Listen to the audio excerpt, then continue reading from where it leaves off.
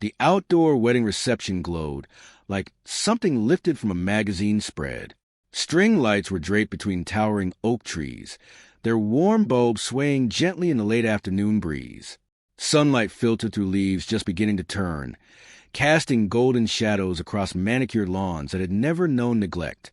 Crystal glasses chimed softly as guests moved about the terrace, their laughter blending with the elegant melody of a string quartet positioned beneath a white canopy.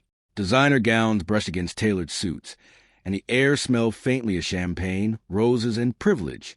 Near one of the marble columns that framed the terrace, barely noticeable unless you were looking for her, sat a 10-year-old girl in an ivory silk dress. The fabric pulled delicately over her knees, carefully arranged so it wouldn't catch in the wheels of her chair. Her wheelchair had been positioned just far enough from the main gathering that she could see the dance floor and the laughing guests, but close enough to remind her that she wasn't meant to join them.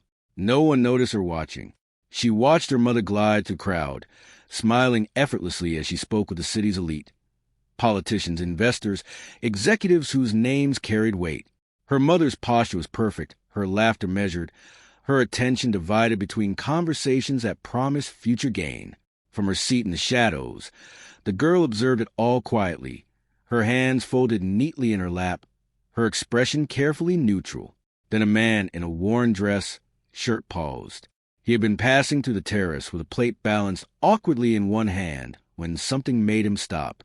He looked around, scanning the celebration. The couples dancing, the children darting between tables under distracted supervision. His eyes landed on the girl by the column. He frowned slightly. "Why is she alone?" he asked. The question was simple, almost casual, but it carried a weight that would change 3 lives forever. The contrast between worlds had never been sharper than in that moment. Ethan Walsh carried the weight of 38 years in his callous hands and in the lines etched around his eyes.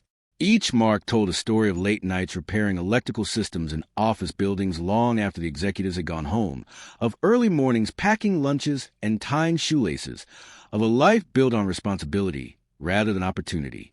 His clothes were clean but worn, his dress shirt faded at the collar, his shoes polished but old. At a small corner table, his 8-year-old daughter Lily sat beside him, her legs swinging slightly as she tried to fold her napkin into something resembling a flower. Her party dress was secondhand but carefully pressed, and her hair was braided with the kind of patience that came from being someone's entire world. She concentrated fiercely, tongue caught between her teeth, determined to make the paper obey her will. They were only here because of an old friendship. Ethan's former college roommate, someone who had climbed ladders Ethan never had access to, had insisted he come. Ethan had hesitated, already knowing how out of place he would feel, but Lily had been excited.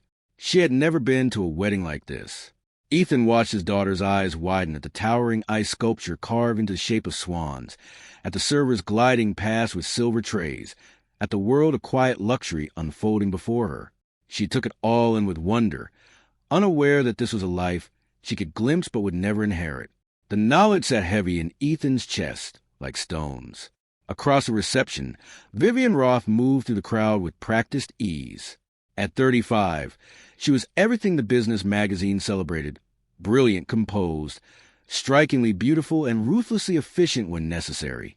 Her company's quarterly report spoke of success in numbers most people couldn't fathom. Her name carried authority in boardrooms across the country. Yet numbers had never explained why she felt alone, even in rooms filled with people. Once, her daughter Claire had been the center of her universe. That was before the accident 4 years ago, before a single moment changed everything in ways no medical report could fully capture. Now Claire sat in her wheelchair near the column, receiving the best care money could buy, surrounded by professionals trained to anticipate her needs. But she was missing something no amount of wealth could purchase. Vivian told herself she was protecting her daughter from disappointment, from cruelty, from hope that might be crushed again. She believed she was shielding Claire from a world that could be careless with fragile things. Yet protection, she was slowly learning, could look remarkably like abandonment. The 2 parents lived parallel struggles in the same city. Their children grew up in different universes, one shaped by scarcity, the other by excess, but both marked by absence. Ethan's apartment was small, but overflowed with presents. Crayon drawings covered the refrigerator. A reading corner was padded with mismatched pillows, and a jar of coins sat on the counter, labeled Lily's College Fund in crooked marker. He bandaged scraped knees with cartoon bandages, read bedtime stories using ridiculous voices, and folded origami cranes from old newspapers when Lily wanted to make wishes on fallen eyelashes. His love was measured in time freely given, in attention paid without distraction, in the seriousness with which he listened when Lily spoke about playground politics as if they were matters of international diplomacy. Vivian's penthouse, by contrast, was immaculate. It was a monument to everything Claire might need: physical therapists, private tutors, adaptive technology, and a full-time nurse who managed every aspect of her care with professional precision. Vivian provided everything, except the one thing she no longer knew how to give: herself. Since the accident, she had built a fortress of expertise around Claire, hiring specialists to handle what she no longer trusted herself to manage. She attended meetings about progress, signed checks for equipment, and made decisions from conference rooms and chauffeured cars. But she hadn't sat on the floor to play a game, hadn't read a bedtime story, hadn't asked about Claire's dreams in so long that she'd forgotten the sound of her daughter's unrestrained laughter. The moment Ethan noticed Claire was the moment everything shifted. He saw what others had learned to ignore: a child sitting alone while adults celebrated love and family around her. He noticed the way her hands were folded carefully in her lap, the stillness of someone who had learned not to draw attention to herself. When he approached, Claire looked up with a startled expression of someone unaccustomed to being seen. Her face was pale from too much time indoors, but her eyes were bright, curious, intelligent, quietly observant. She was beautiful in the way children are beautiful when they are trying very hard not to take up space. Ethan crouched down to her eye level. "Hi there," he said gently. "I'm Ethan. That's my daughter Lily over there, the one with the braids." Claire followed his gaze. Lily was still folding her napkin, utterly focused. "She's shy, too," Ethan added with a small smile. "But she makes friends with origami. Would you like to meet her?" Claire hesitated, then nodded. For the first time all evening, someone had asked what she wanted instead of what she needed. Ethan wheeled her chair toward their table, positioning her where she could see everything. Claire smiled, tentatively at first, then a little wider, as Lily immediately began teaching her how to fold paper flowers. Their heads bent together, whispering and laughing softly as two children bridged a divide no adult had dared to cross. But perfection rarely survives contact with reality. Whispers rippled through the nearby tables. Guests noticed the working-class man, his modestly dressed daughter, and the CEO's disabled child sharing something that looked dangerously like joy. A woman in pearls approached, her smile tight with disapproval masked as concern. "Excuse me," she said coolly to Ethan, "but this really isn't appropriate. That's Miss Roth's daughter. She has specific care requirements. I don't think you understand the situation." The meaning was clear. Ethan felt the familiar sting of dismissal, but Claire was watching, and Lily was listening. "I understand she's a little girl who was sitting alone at a party," he replied quietly. "I understand she smiled when someone paid attention to her. And I understand that treating children like they're fragile is different from treating them like they're invisible." The tension drew attention, and that was when Vivian appeared.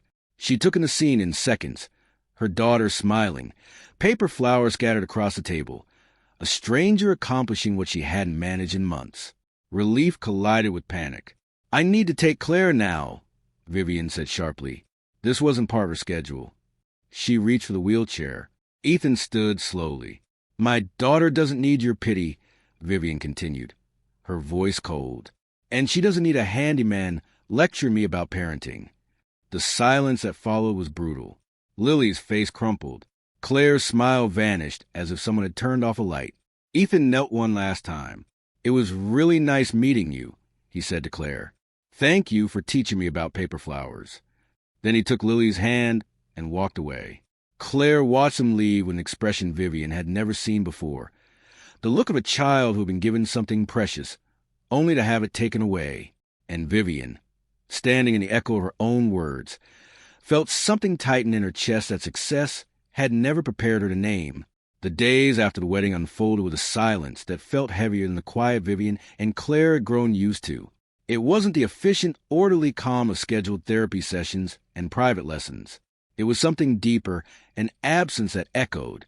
Claire moved through her routine like a ghost. She complied with every instruction, answered questions when spoken to, completed her exercises with mechanical precision. But the spark that flickered to life during those few minutes with Ethan and Lily was gone. She ate only when reminded. She stared out her bedroom window for hours, watching the city move below as if it belonged to another universe she could no longer access. When her nurse asked what was wrong, Claire shook her head. When her tutor tried to engage her in a favorite subject, Claire responded correctly but without enthusiasm. It was as if something essential had been awakened and then abruptly extinguished, leaving her more aware of what was missing than she had ever been before. Vivian noticed. At first, she tried to solve the problem the way she solved everything else, by throwing resources at it. She scheduled additional evaluations, requested updated progress reports, and consulted specialists who reassured her that regressions sometimes happened after stimulating events.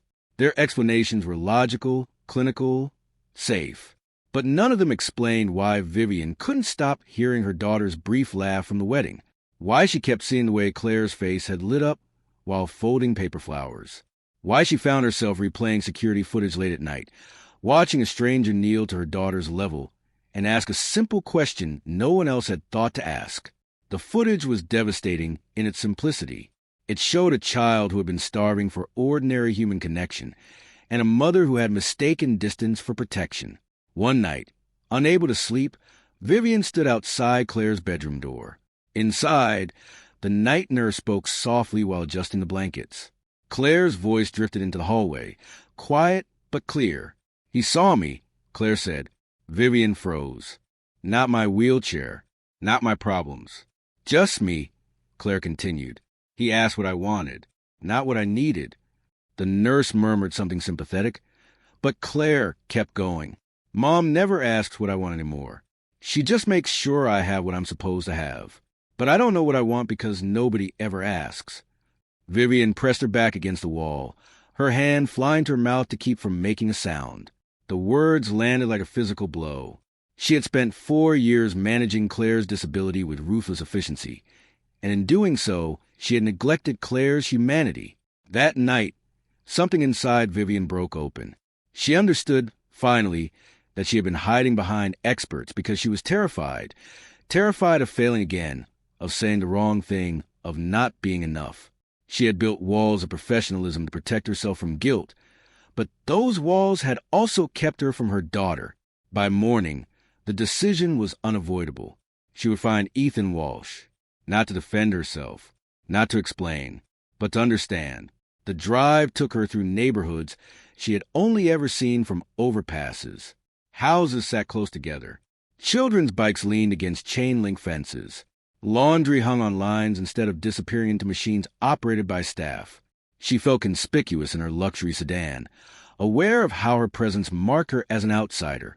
Ethan's building was a modest 3-story brick structure with flower boxes under some windows and a playground across the street. Vivian sat in her car for several minutes, rehearsing speeches that suddenly felt useless. When the door to apartment 2B opened, Ethan's expression told her he had not expected to see her. "Miss Roth," he said neutrally. Behind him, Lily peeked out, cautious but curious. "I'm not here to fix anything," Vivian said quietly. "I'm here to start over." Ethan studied her face for a long moment, then stepped aside. Inside, the apartment was small but alive. Drawings on the refrigerator. A half-finished puzzle on the table. Books worn from repeated readings. This was a home shaped by presence, not presentation. "Claire hasn't spoken since the wedding," Vivian admitted. "I realized I don't know how to reach her anymore. And I don't know what you did, but you reminded her of something I made her forget." Ethan listened without judgment. "I didn't do anything special," he said gently. "I just treated her like a person, not a condition." The conversation lasted 3 hours. They spoke of guilt, fear, single parenthood, and the impossible balance between protection and freedom. When Vivian asked if he and Lily would join her and Claire for dinner sometime, it wasn't a transaction. It was a plea. Ethan said yes. The Saturdays that followed reshaped all of their lives. Vivian's penthouse, once pristine and sterile, slowly filled with laughter and chaos. Claire began speaking more, expressing opinions, asking questions. Lily taught her card games and friendship bracelets. Claire taught Lily about adaptive technology. Differences became adventures instead of barriers. Vivian learned to sit without an agenda, to listen without planning, to ask, "What do you want?" One evening, Claire spilled a glass of water. Vivian resisted the urge to manage the situation and simply said, "It happens." Claire smiled like she'd been handed permission to be human. The true test came in a park one afternoon. Claire fell while reaching for a paper airplane. She cried out, not for the therapist, not for help, but for her mother. Vivian dropped her phone and ran. She gathered Claire into her arms, holding her tightly. "I'm here," she whispered. "I'm not going anywhere." From that moment on, everything changed. Claire took risks. Vivian took a leave of absence from work. They learned each other again. Stories, jokes, dreams. Claire laughed freely now. Ethan watched the transformation with quiet satisfaction. A year later, at another wedding, Claire and Lily danced together in the center of the floor. When Ethan joined them, Claire waved Vivian over too, and there they were. For people, bound not by blood or status, but by choice. No longer asking why anyone should be alone, because they had found the answer in each other. Some families are born, others are made, and the best ones are chosen every day through courage, kindness, and the simple act of truly seeing one another.